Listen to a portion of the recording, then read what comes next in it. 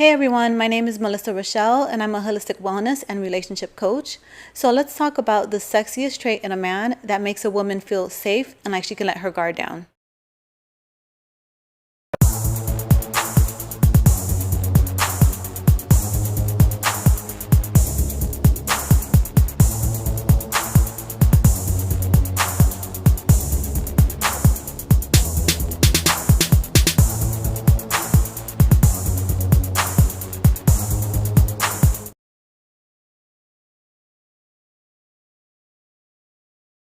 And that trait is a solid sense of self. Why? Because women are used to hive mind men. These are the men who regurgitate the same talking points, the same opinions, the same likes and dislikes over and over and over, and it is boring.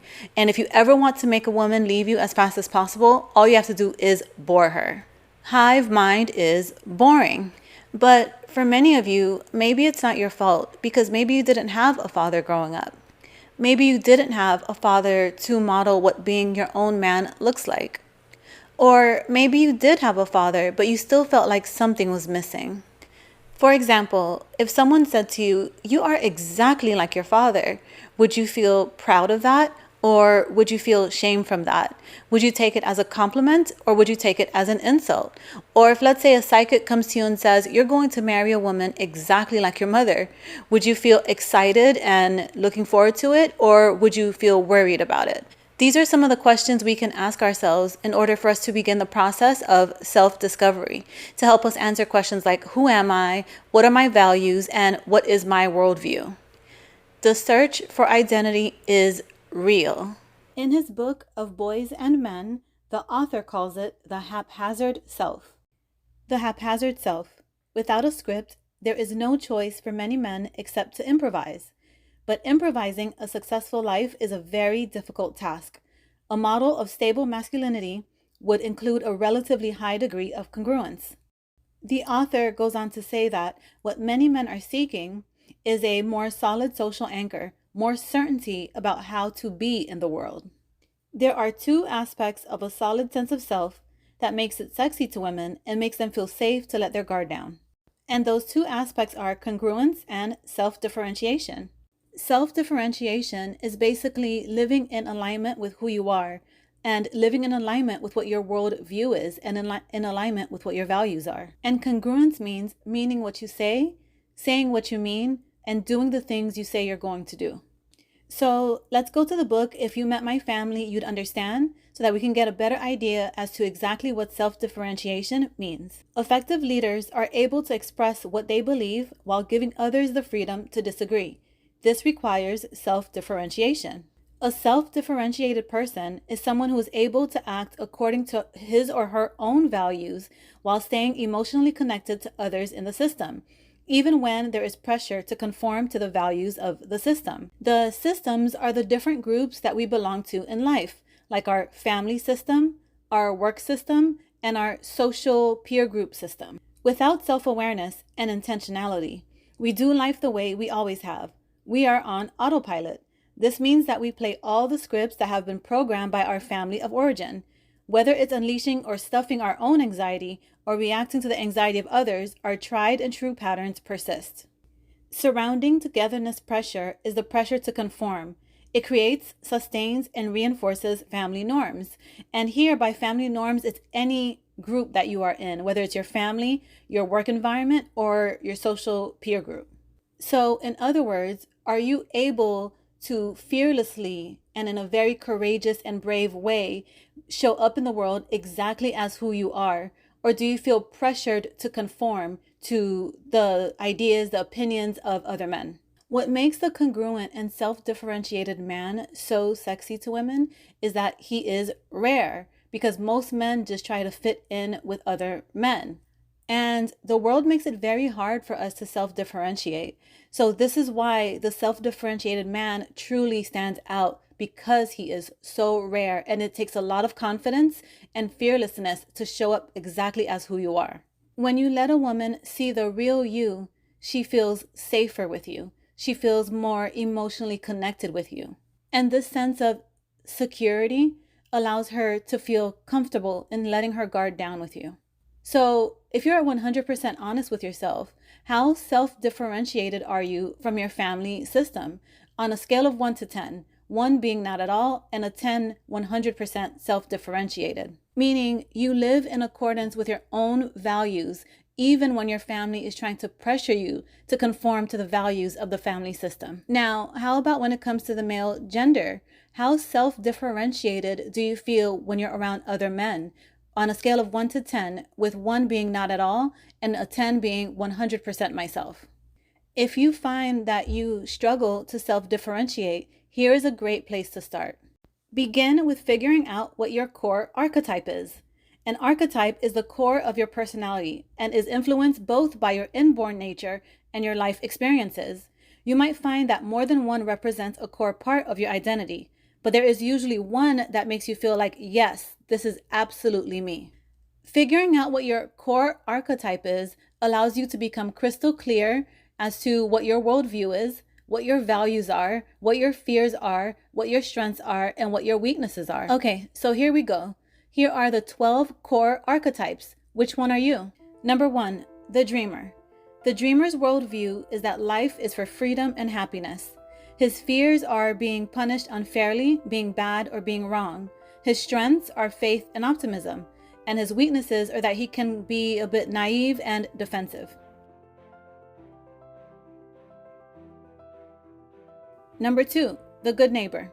The good neighbor's worldview is that life is for connecting to others and for belonging. His fears are being left out, being different, standing out, and being rejected.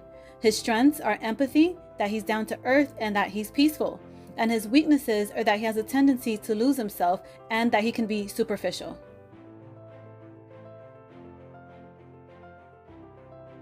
Number 3, the hero.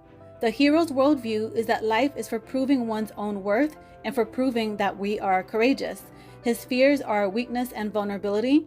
His strengths are that he is competent, courageous, and he can set boundaries. And his weaknesses are that he can come across arrogant, always battling other people, and tends to attract people who need saving. Number 4, the caregiver. The caregiver's worldview is that life is for protecting, caring for, and rescuing others. His fears are coming across selfish and not being needed. His strengths are that he's compassionate and has high generosity. His weaknesses are that he can tend toward martyrdom, self-sacrificing, and being exploited by others. Number 5, the explorer. The explorer's worldview is that life is for freedom to discover yourself through exploring. His fears are getting trapped, conforming, and feeling empty. His strengths are he's autonomous, independent, ambitious, and has high integrity. His weaknesses are that he can come across very aimless and have a lack of commitment. Number 6, the rebel. The rebel's worldview is that life is for breaking rules, revolution, or revenge. His fears are powerlessness or complacency. His strengths are that he can have radical freedom and he tends to disrupt the status quo. His weaknesses are that he has a tendency toward crime, conflict, and instability. Archetype number 7 is called the lover. His worldview is that life is for intimacy, connection, relationships, and being attractive. His fears are being alone, unwanted, or unloved. His strengths are that he tends to be passionate, have high appreciation, and likes to connect with others. His weaknesses are that he tends to be a people pleaser, tends to lose himself in others, tends to be dependent, and tends to seek a lot of attention.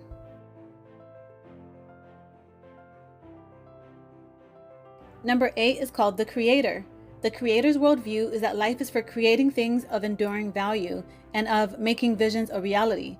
His fears are being mediocre, settling, and the status quo. His strengths are that he is imaginative, he's great at problem solving, and he's action oriented. His weaknesses are that he tends toward perfectionism and impatience. Number 9 is called the jester. And his worldview is all about living in the moment. He fears being bored or boring others. His strengths are joy, levity, and play. He's playful. And his weaknesses are that he tends to waste time and tends to be irresponsible. Number 10 is called the sage. And his worldview is that life is for seeking the truth and for growth. His fears are being ignorant, being duped, or being misled. His strengths are self-reflection, his intellect, and he's always seeking knowledge. And his weaknesses is that he tends to study to excess and not take any action, and he also tends to overanalyze. Number 11 is called the visionary.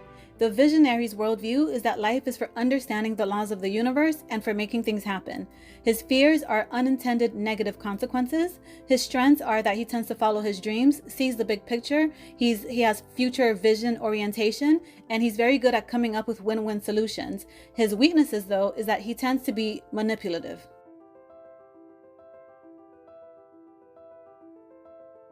And last but not least, archetype number 12 is called the ruler.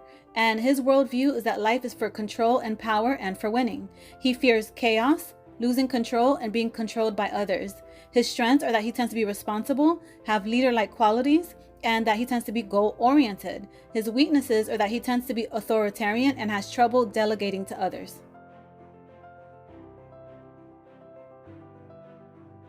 So, who are you? As you go through this process of self-differentiation, it's important to keep in mind and pay attention to the places where you experience the most surrounding togetherness pressure and how are you going to handle it. When we try to self-differentiate, the people closest to us can actually become very anxious because they tend to become threatened by our growth process. So how are you going to handle it when they try to pressure you back into conformity? Other questions to ask yourself as you go through this self-differentiating process are: to what extent are you able to express what you believe while giving others the freedom to disagree? And in what circumstances are you not able to do this? This is a part of self-awareness.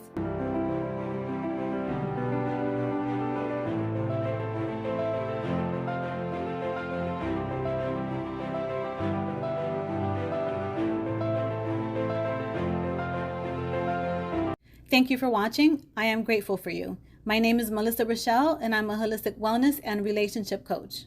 Please remember to like, subscribe, and most importantly of all, share this information with everyone you know, so that we can do everything we can to break the generational cycles of broken homes, burnt out single moms, and fatherless children.